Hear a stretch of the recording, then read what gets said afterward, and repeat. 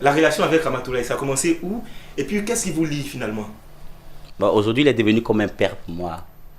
Ouais, aujourd'hui, Ramatoulaye est devenu comme mon propre père. Parce que c'est lui qui fait presque tout pour moi.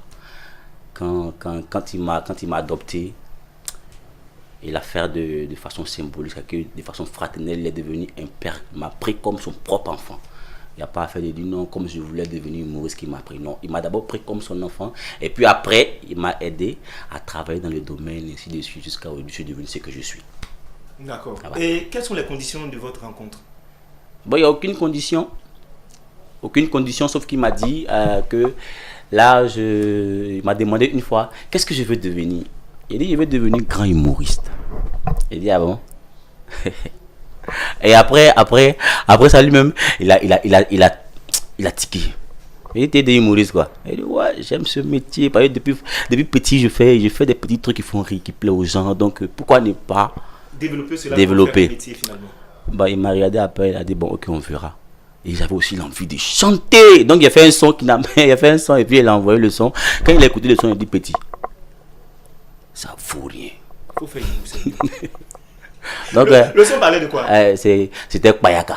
La société Payaka, Kaka, Kaka, Kadudukis. Surprise, il a dit, c'est con. Non, même le son Non, faisait. je confirme que c'est con. Même le son faisait rire, t'as vu? Et je me rappelle les. Après ça, il a ignoré, il dit, bon, t'as trouvé un jour, toi et moi, entrer en studio pour faire un son. Et puis, voir si tu peux, si réellement on doit te laisser dans le registre du chant, ou bien ça envoie ce que tu vas devenir. Et puis bon, après ça, il a fini par oublier. Et un jour, il est parti en spectacle, il était tellement fatigué, il est venu, et on est parti sur la scène, il était fatigué, il ne pouvait pas. Donc, il a dit, son fils est là, il va vous entretenir un peu. Il a fait quoi? C'était pas prévu. C'est ma première fois. Donc, je suis monté, il a fait ce qu'il savait faire. Et ça a plu aux gens. Et c'est là qu'il m'a dit que, petit, tu vois, c'est ça que ton travail, et voici maintenant comment je vais t'orienter et on ira de l'avant. Et c'est comme ça a commencé à aller petit à petit jusqu'à aujourd'hui. Nous saluons Ramatoulaye parce que c'est assez rare quand même pour le signifier. Ouais.